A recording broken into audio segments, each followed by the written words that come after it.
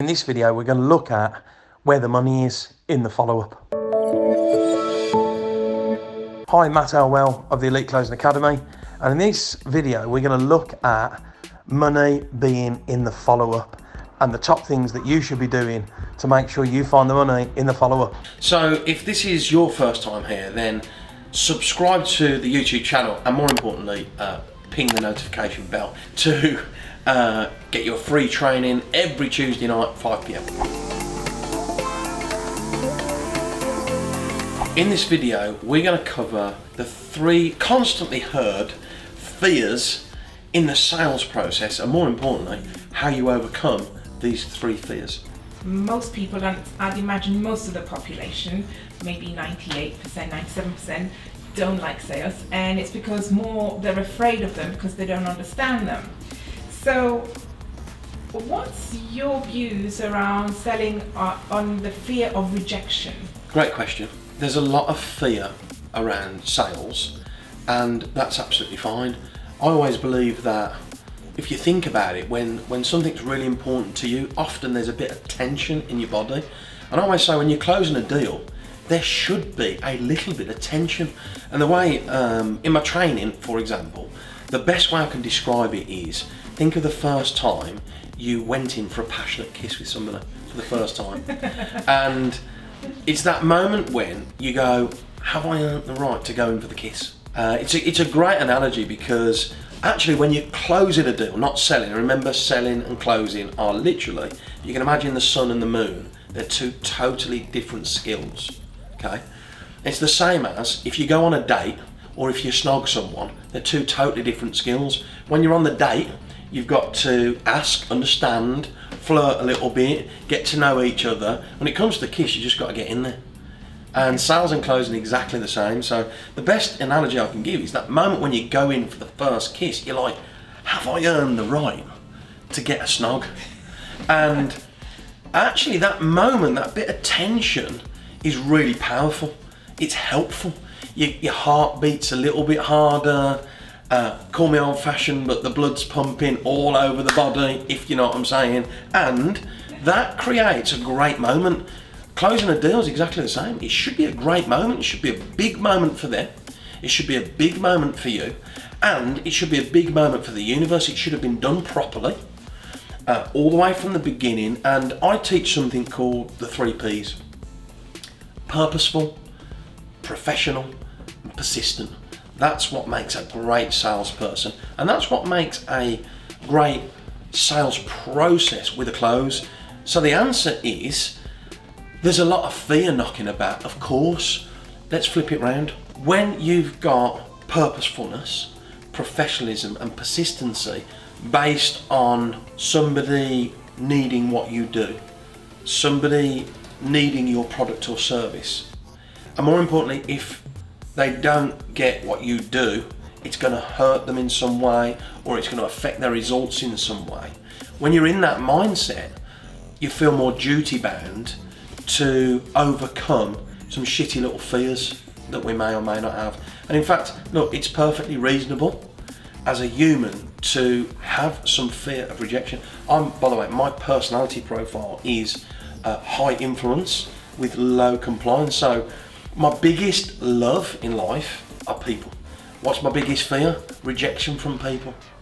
So I often walk this tightrope of, I'm right at that moment when it feels like it's going really well, but they might say no. And my advice is, when you're at that point, as long as you've followed purposefully the prospecting journey, as long as you've had a great date and been honest and open and transparent and real, then you got to push through your fear and go in for the kiss. You got to push through your fear of rejection and remind yourself, because you've understood your prospect, they've got pain, they need what you do, you trust each other, it's fairly urgent. If they don't handle it or if they don't solve it, things are going to go wrong or get even worse or not change for the better. So when you're in that mindset, if fear does expose itself or does rise, then I find that the best thing to do is to replace that hindering thought with something much more helpful and push through and use the tension, like that passionate kiss, to your advantage, and that is a really powerful message to people out there who have a fear of sales. That's great. I'll try and remember that one. That's a great way of doing it. So what's your views around fear of looking stupid or silly when you're doing the sale or saying the wrong thing? Yeah, great. Another great question. So let's take saying the wrong thing. The fear of saying the wrong thing is, again, totally natural, totally understandable. The first thing you can do is educate yourself.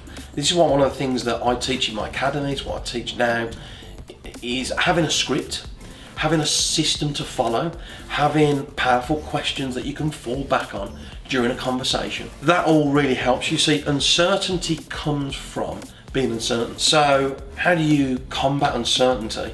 Is get certain in yourself. Have all the information about your product or service that you need. Be clear on what brought people towards you in the first place. Have a clear outcome whenever you're discussing your products, your services, whenever you're in a conversation. All of this is mindset stuff, and here's the answer. This is a choice. All of the fears come from within us, not from outside of us. And this is a choice, so you can educate yourself, you can train yourself, and by being prepared, by being clear, by having clarity, by believing in your product and service, when a fear comes, you can replace that natural fear with a much more helpful intention.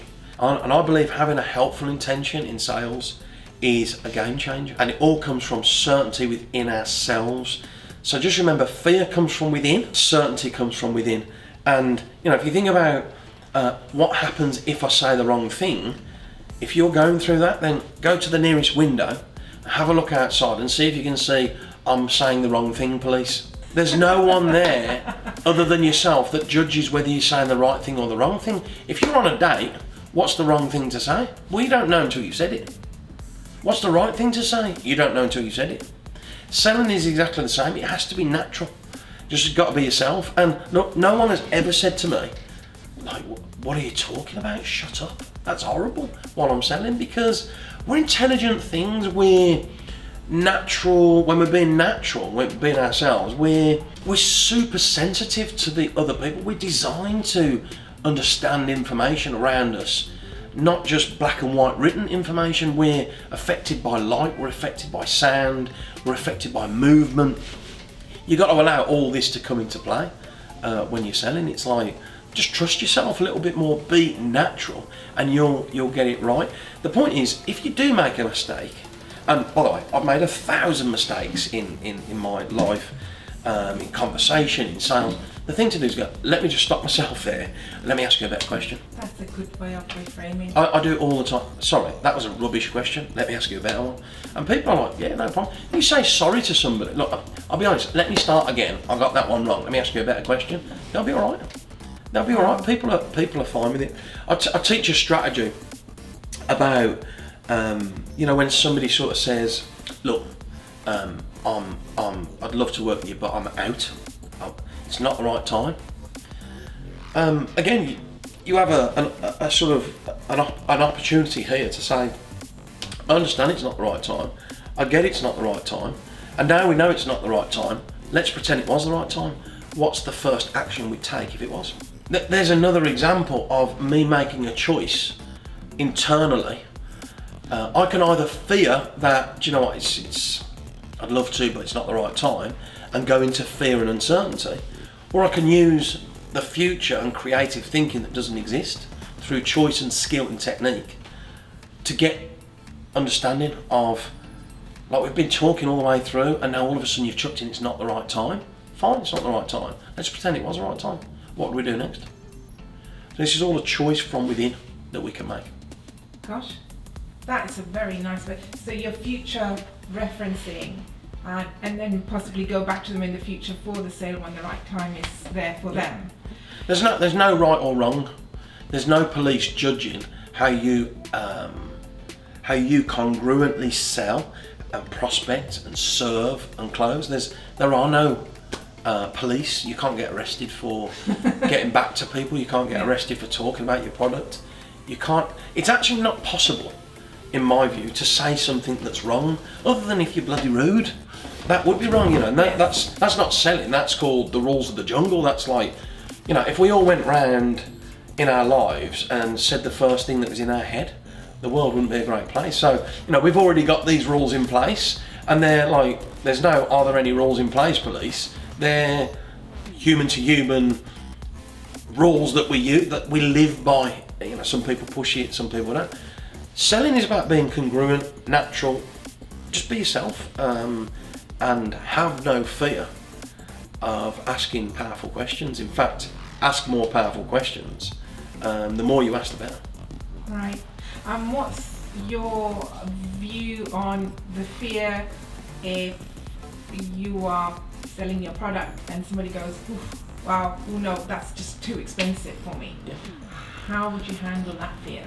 So again, I think it all depends on where we are on the prospect journey. So the question is, what happens when people say, oh, that's too expensive? The first thing I challenge, if you are dealing with somebody who's making a decision on money alone, you're going to have a lot of problems. We all know that the money side is an important part, but it's not the only part. It's about the result that people get. People pay for the result. Let me give you an example. If I walked out this door right now and an aeroplane was going overhead and a wheel dropped off the aeroplane and landed on my leg and broke my leg, and it was a terrible break, let's hope it doesn't. It's possible. Highly unlikely, but possible. And it's a terrible break, and lovely people ring the ambulance, and the ambulance comes, and the man goes, oh, that looks bad, but we'll get you there. And they take me to the hospital, and they go, look, Mr. Elwell, we've got some great news, and we've got some not so great news. I'm like, what's the not so great news? And they go, let's give you the great news first. There's a bloke in here. The greatest leg surgeon in the world lives in Birmingham. And he's here today, he can mend your leg, it's all cool. Like, by the way, if he doesn't, you could die. It's pretty bad. Like, you've even got an artery, like, this is not good, so we need to get it mended. But the bloke that can mend it is here, so it's all good. The bad news is, the NHS went bust this morning, and he wants £1 million. What am I gonna do? What am I gonna do? See, my situation's so bad that if I haven't got a spare million knocking about, I've got to go, right, well, I must mend my leg, otherwise I might die. So, who else can I possibly involve to get the £1 million? What deal can I do? How can I possibly finance it? My brain straight away starts to think for possibilities. I start to create options because I must get my leg mended. So again, you go, if somebody's just buying on price, it's going to be painful. You got to go, look, I appreciate you feel it's more than you want to spend. So let me ask you a question. Let's throw money away. Other than money, give me 5 reasons why this is a good deal to you. This is called value. Let's understand the value of the deal, not just money. Money is part of the deal. Now, the other thing I'd challenge, if people see it as money or cost, I prefer to use the word investment.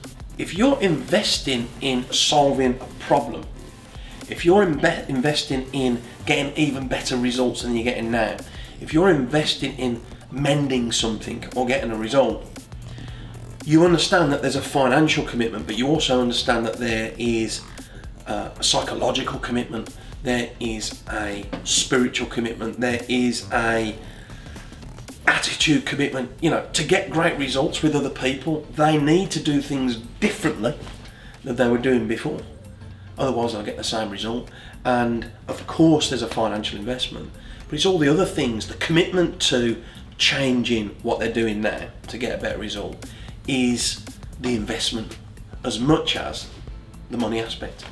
So whenever you build a deal, if you want long-standing deals that make sense, get people results, are a win for them, win for you, win for the universe, you must be searching for value other than money as much as possible at the beginning of the sales process, so that when you get to the close, for them it's a logical next step to give you the business because it's valuable to them, not just financially.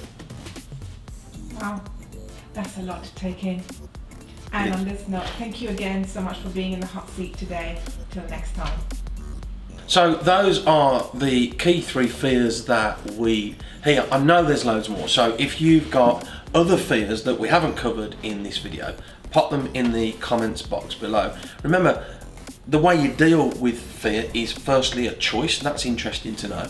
And more importantly, when you've got techniques, structured techniques, and that's what I teach, that's the way you get over them. So please post in the box, because once you get over fear in selling, like what happens if they say this, everything changes when you've got just simple strategies and techniques that you can flip over and then continue to serve people. It is a game changer.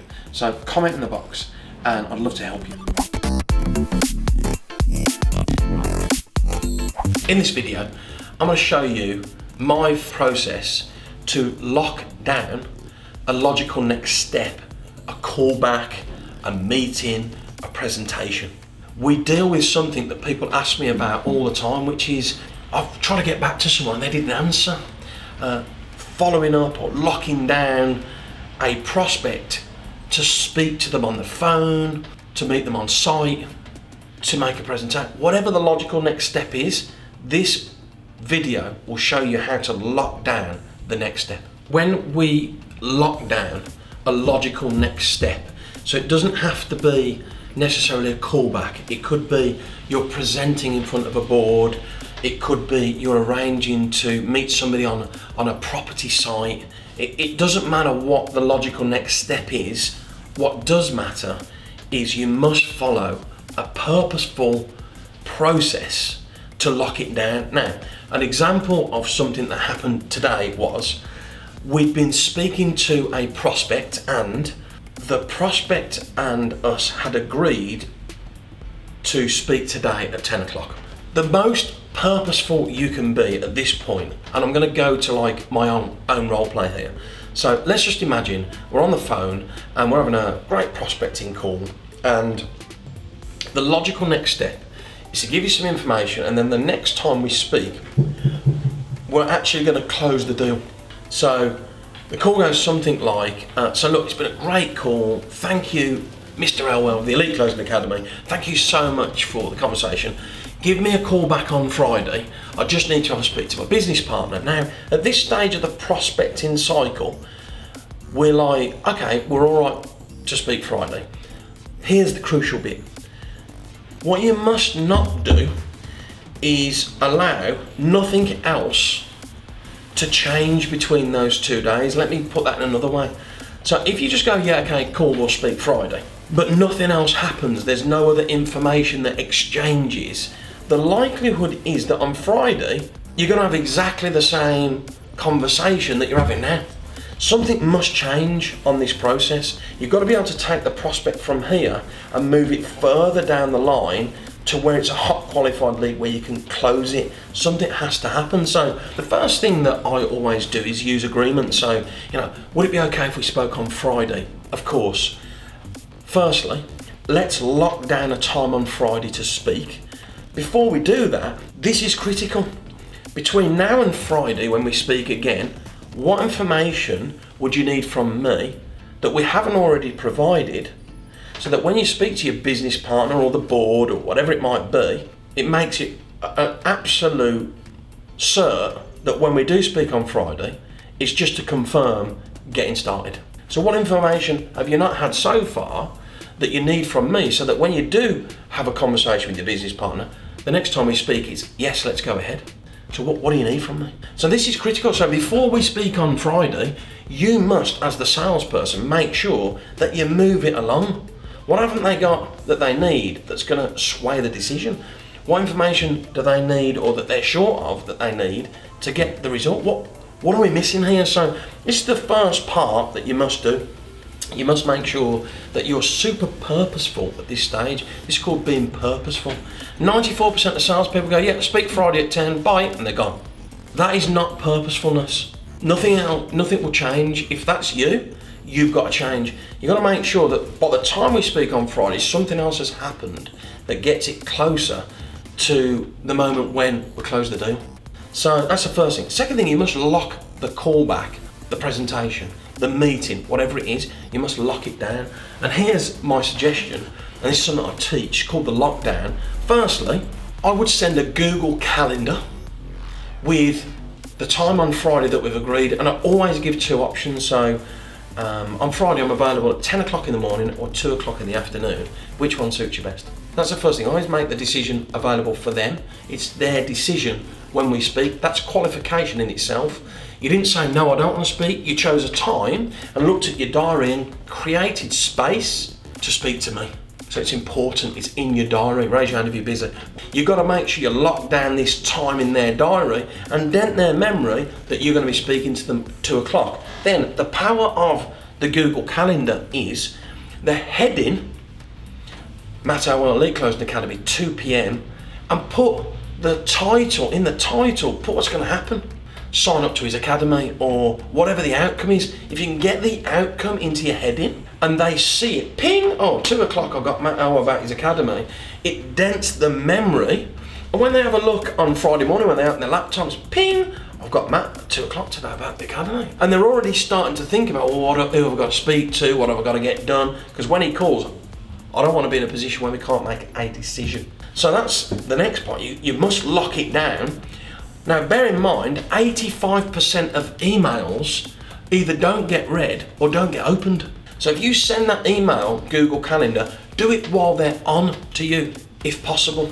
And if you don't do it while they're on to you, send them a text to say, I've sent you a Google Calendar, let me know you've got it via email.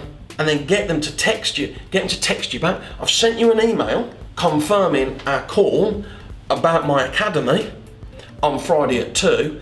Text me to tell me you've got the email, because I wouldn't want to think the email gremlins have held it. You see what I mean? Don't assume that the email's landed, assume it hasn't landed, and therefore use another form of technology. Like, how do you communicate with your mum and your dad and your friends and your girlfriends? Text, WhatsApp, Facebook Messenger.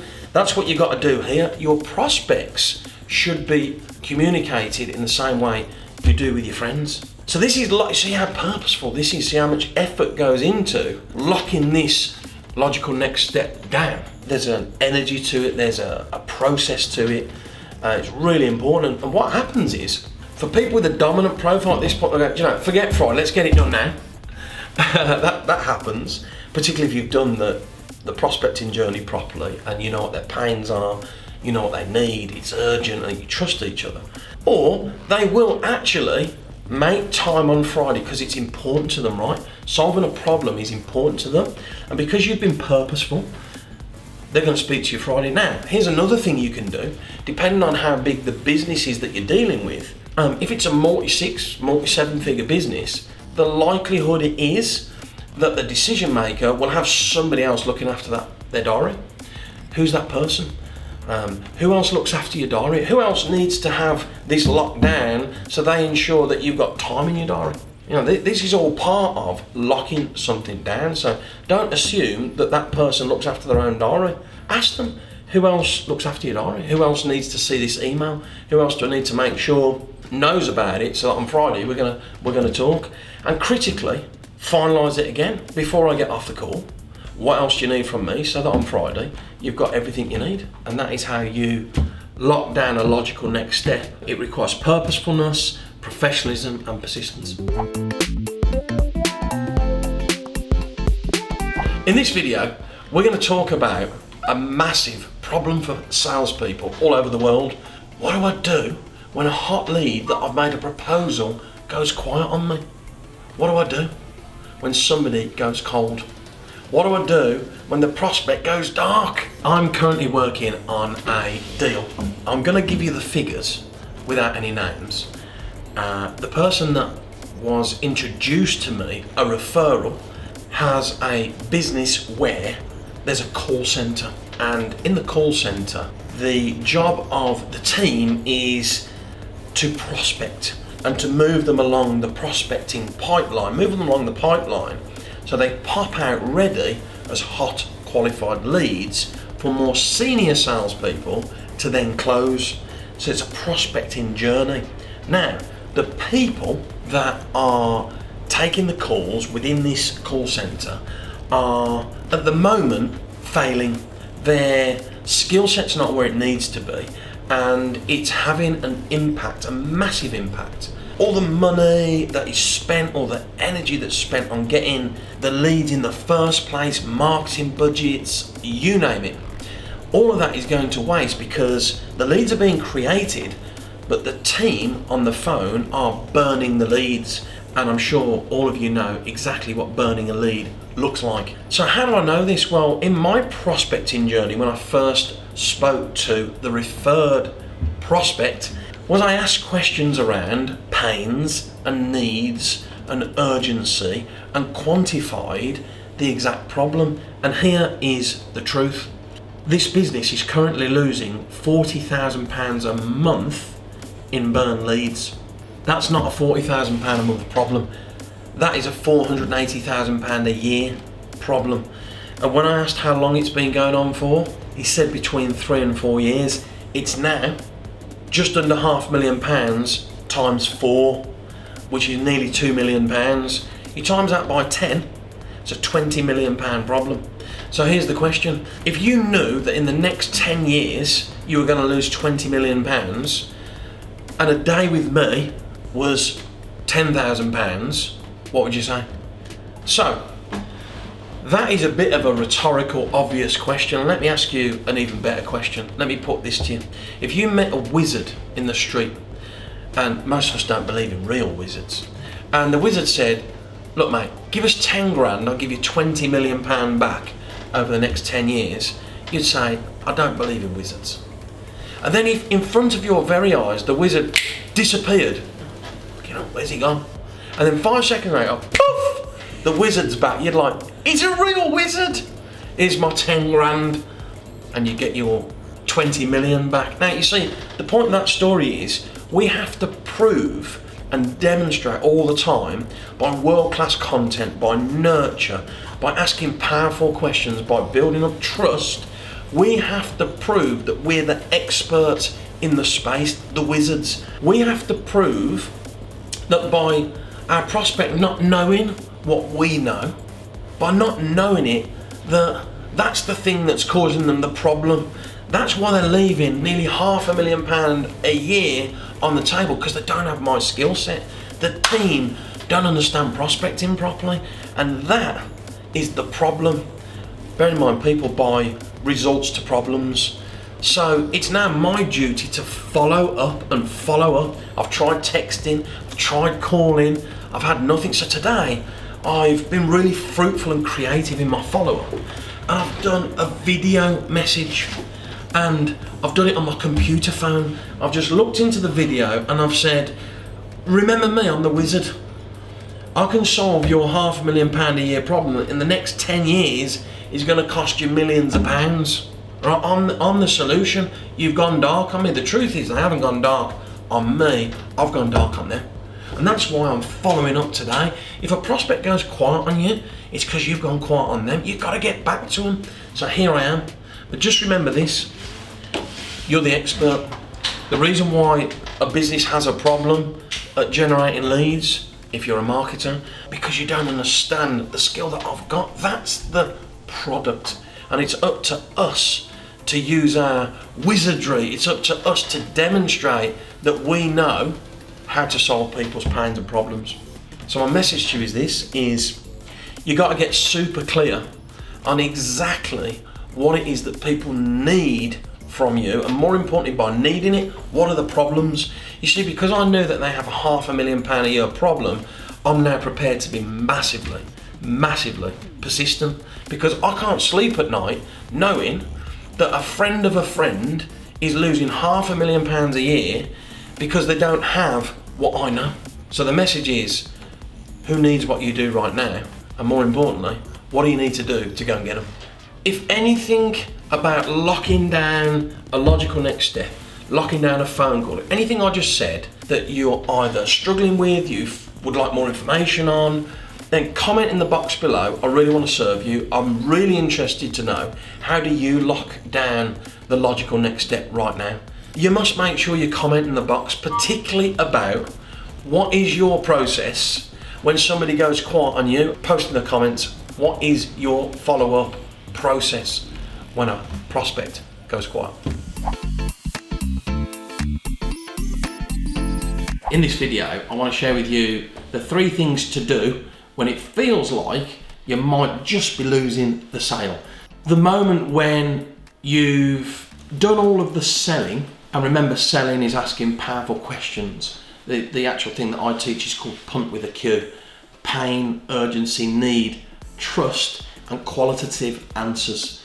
So you've got measurable answers, great data. Once you've done that and you've decided you're both a great match for each other, you share information about how it all works, and you can stop selling, make a written proposal, and then start closing. So you stop selling and you start closing. So you're in the close and something happens and they go into a little bit of either fear. If their level of certainty drops, you'll have done something wrong. You'd have been a bit pushy, or you might have used a bit of persuasion that's made them feel trapped, or you might be trying to be a bit dominating. You've just given off a little bit of uncertainty and they backtrack. And it's really important, as long as you're this side of a written proposal, so you're in the close, it's really important that you don't bottle it, but it's also important that you don't go so hard that there's friction. So remember, you must always agree. So if somebody says, yeah, look, I've got to be honest, I'm in, but I just need to have a bit of a think about it. I believe the best thing to do is not to push and challenge that.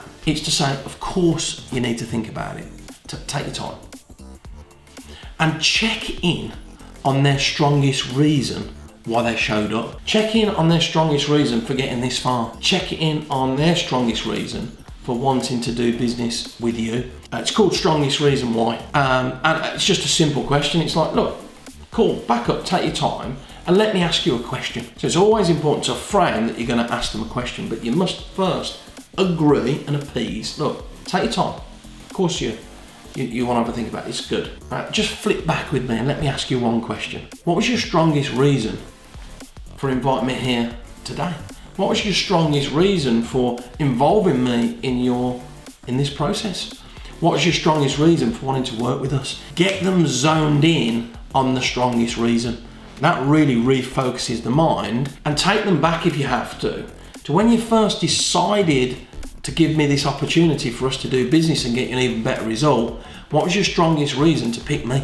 And make it emotional, put them back in the moment when they decided that you were right for them. The second thing is, when they back up a little bit, it is critical that you do not start bombarding them with like all the reasons why they should and go back into features and benefits. They're already sold. You don't need to start selling again. So actually the power here is to do the opposite of what 94% of salespeople do, and actually stop asking, stop challenging, stop selling.